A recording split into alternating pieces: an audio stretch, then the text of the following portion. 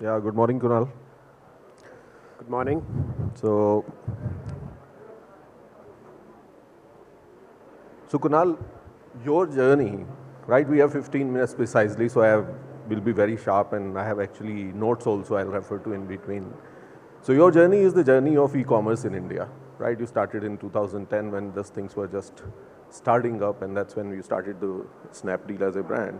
And over the years, more than anything else, the business part of it, I think you have created one of the best recognized brands in the e-commerce, retail, business sense, if you ask me. So Snapdeal is recognized universally in India and probably outside also. So what are your learnings over these 10, 12 years, right? And that's where selfishly I would like to learn from all of that as well as for the audience benefit. Yeah, thanks, and it's a pleasure being here. I actually was listening to the prior panel with interest because while it had icons of the fashion industry, but there was a lot of talk of entrepreneurship, which is fantastic. I would say that in terms of learnings over the last 10 odd years since we started the business, would be in two parts, right? One as a founder and one as an operator. As a founder, I would say the two biggest learnings I've had is the importance of resilience and the importance of communication and culture that we were talking about earlier also. Every entrepreneurial journey has many twists and turns. Very few are able to stay the course through the ups and downs. The courage to continue when you're at the bottom of the abyss is such an important attribute of any founder of any scale and size of business. So I think one of the reasons Snapdeal has endured as a brand over such a long period of time, not many digital brands or e-commerce brands or digital brands of any kind, not just e-commerce, have endured over 10 years in our country, right? There are very few. Many have come and gone. But I think one of the reasons why the brand has endured is because there is a culture of endurance that we built in our company. So I think as a founder, that's been a big reason, big learning. The importance of just continuing to keep going and never say no. Never say I'm done. Never give up. Because 9 out of 10 people give up, right? The second is the importance of culture and communication. Why I say culture and communication is because you can't have you may be very resilient as a founder, right, but if you're not able to communicate the importance of resilience to your team and build a culture of resilience, your personal resilience is not going to do much good to the organization. Right. You don't want to be the last man standing. You want to be the last company standing. But then as an operator, there are sort of more operational type learnings. I think one is the importance of focus.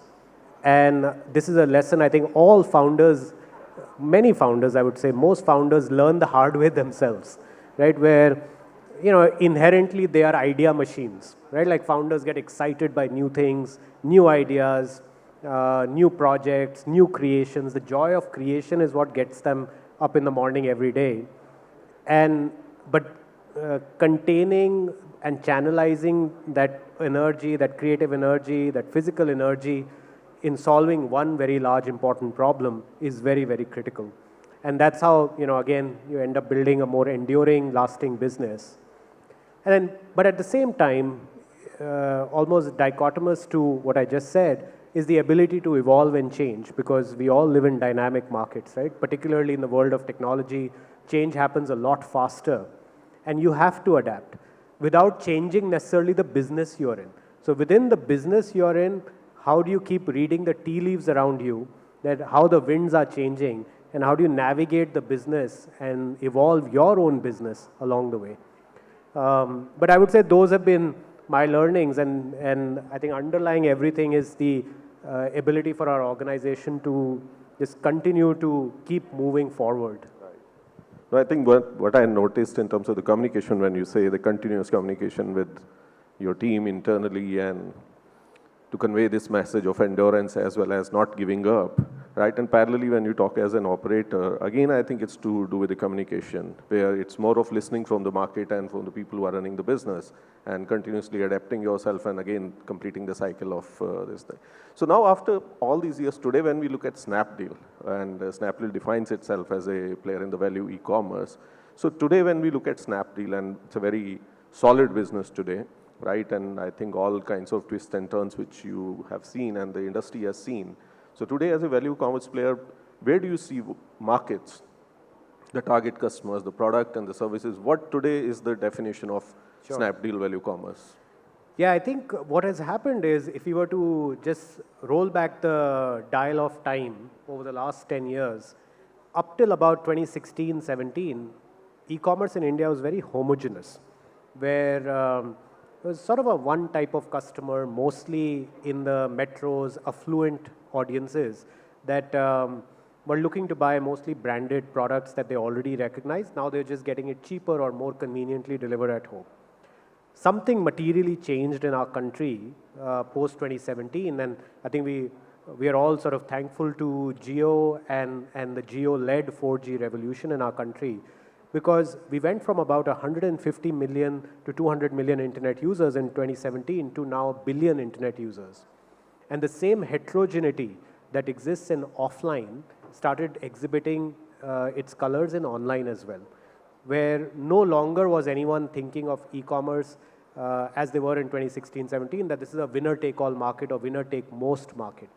I don't think anyone uses such terminology in e-commerce, because each segment by itself has become sizable enough that if you are very focused and disciplined on serving the needs of the customer in that segment, you can actually build a very significant size and lasting, enduring business. So on that note, one of the realizations we had about, I would say about 4 or 5 years ago, is that as India moves from these 200 million internet users to a billion internet users, the new 800 million internet users who are coming are mostly belonging to a segment where affordability is a big constraint for them. That doesn't mean they are not aspirational. There's a lot of aspiration that they have because they are as connected as you and me. They are seeing the same Bollywood stars wear, you know, the trendy clothes, or their cousins in the big cities dress up a certain way or put makeup a certain way. They are following the same global influencers that you and I probably follow, or our children and spouses probably follow. So there is this democratization of aspiration that has happened, but there's no democratization of affluence that has happened. So, and we feel that there is a big bridge that needs to be, this gap needs to be bridged between the aspiration and affordability. And that's where we come in, where our focus is selling affordable merchandise across the small towns of India, where you know, about 90% of all our customers are outside the metros, which is nearly 75% of our customers are in tier 2 and below, which is 1 million population and below. Almost 95% of what we sell is below 1,000 rupees. The average price of what we sell is about 500 rupees. And we focus mostly on the lifestyle categories, which is fashion, home, and beauty, personal care, which accounts for about 90% of our business. And this market is actually theoretically infinite. It's incredible in its size. And we're just seeing the tip of the iceberg right now. I think every month we have over 50 million people who come to our platform. And sometimes we also wonder, right? Who are they? Who are they, right? Like, where are they coming from? Why are they coming so frequently? Why are they buying so frequently? I think there is this big unmet need, which is this gap between the aspiration and the affordability of consumers in the small towns of India. Right. So when you say this in terms of the aspirations being very high and affordability, obviously, and affluence has not reached that level, it's getting better and obviously more and more people wanting to do it. How do you manage that whole gap between this value perception? Because they are willing to pay only, let's say, average price 500 rupees. Amazing, that astonishing that you are able to service 15 million of these people every month. How do you manage that? Because the aspiration, they want everything. Because when they are paying 500 rupees, they are paying as much as you are asking for. So they would like to have as much as they are asking for. Yeah, no, absolutely. I think, it's always easy to quote reports and macro data like I just did and make an opportunity seem very exciting, which it is, right? That said, how to make it work, how to turn it into a business that actually solves the end consumer's need in a delightful manner, but at the same time creates an enduring business, a sustainable business. It's not, that's the hard part, right? That's the rocket science part of these. The way you explained it, that's what I have been doing for 25 years, but I haven't done it ever. So that's why I'm curious. Yeah, so I think the key is to build a lot of underlying capabilities as a business, right? Like you identified the opportunity, identified the customer, identified their needs, but then you work backwards from there to say, okay, what are the underlying capabilities we need to build as a company? So for instance, one of the things we realized is there is a lot of affordable merchandise available in India. Not all of it is great though. A lot of it is fairly low quality affordable merchandise. A customer is not looking, in our segment, is not looking for a 300 rupee black round neck t-shirt. They're looking for a 300 rupee black round neck t-shirt which lasts for 2 years or 3 years. When they wear it, they feel good about it. After it washes, it still feels the way when they first got it in their hands. And actually the easy part is selling any 300 rupee round neck t-shirt. The hard part is selling a 300 rupee round neck t-shirt that actually lasts and makes you enough economics as a business that justifies shipping it across the country, offering all incentives to consumers like free delivery or fast delivery, etc. So we built a lot of, when we initially started, we didn't have this wisdom, right? So we were like, अच्छा हम सामान ले आते हैं, customer ढूंढ लेंगे और खरीद लेंगे, and ratings सब दिख रही हैं, people are smart, they'll figure out top rated product should be better. But then we realized the customers in our segment are actually employing us to do that job for them. They want us to shield them from the complexity of bad quality affordable merchandise because they think of us as the store, right? They will not leave us alone if they got a bad experience. They'll blame Snapdeal. So we were very clear about that. The moment that realization was clear, we went backwards. For instance, we purposely work with a very screened supplier base. So about 1,000 suppliers account for more than 80% of our sales, right? We are shipping crores of items, but only 1,000 suppliers who pass a 6-point quality check are allowed to sell on the platform. It's egalitarian, but with rules, right? And if you stop performing, you're out, right? So because we will not compromise on our promise to our customer. Secondly, just building a lot of, and then we are doing now private, what we call power brands or private labels also to further enhance the quality what we sell. On logistics, which is the monster in this business, figuring out how to deliver affordable merchandise with the lowest cost of fulfillment, with the highest reliability and speed of shipping is a non-trivial task. Because when you're selling on an average 500 rupee items, your margin will be in the 30s of percent, 30 or to 40%. You're only left with that many rupees of margin. Within that, you have to pay for logistics, pay for marketing, pay for your fixed expenses. So many things may not be in your control also.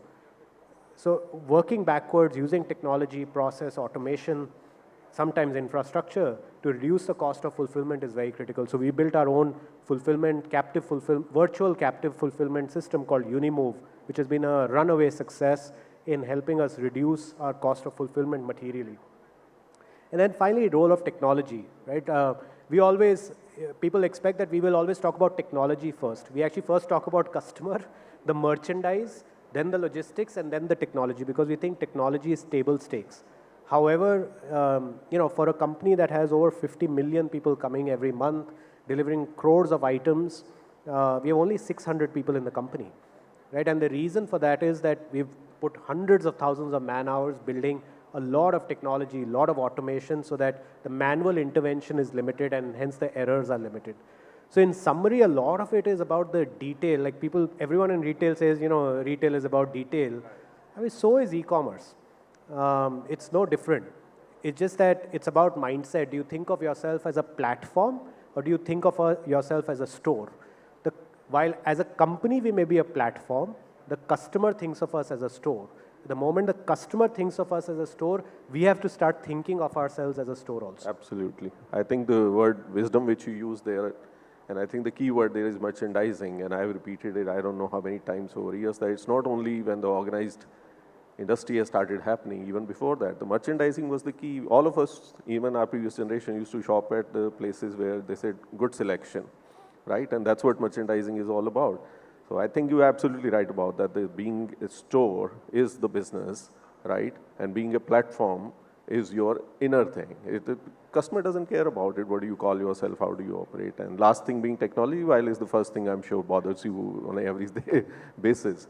So now, let's say as Snapdeal as a brand, we talked about, and then now, let's say this whole understanding of Indian consumer and 95% coming from outside metros and all of that and such.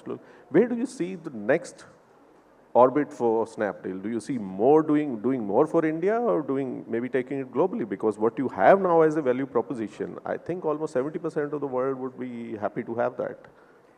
Yeah, we are to the answer to your first question, we're a very focused and disciplined company. So we believe that the capabilities we built can last us for a long period of time. But the market is still very early. I feel 3-4 years later, we will look back to this current period and say, oh, this was the start of the value commerce revolution in our country. In offline, value retail is already, or value lifestyle retail is a very successful format. Like, Akhilesh ji was here and others have built incredible businesses like V-Mart, Vishal, Max, Zudio, Westside, Pantaloon, obviously Reliance Trends. There's so many successful businesses in that segment with a starting price point of 200 going up to 600-700 rupees. This segment has not moved online yet. It has just started moving online over the last couple of years.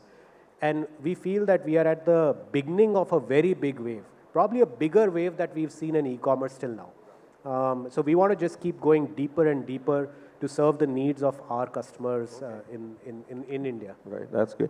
Last question, because even I was not aware of this large technology company which you have, Unicommerce, right? Because Unicommerce is a company, I know of the company and how is it helping so many other brands and retailers to digitize their businesses and move forward. So what are the plans there? And tell us something more about Unicommerce. Last question. Yeah, I think Unicommerce is this hidden jewel in some ways.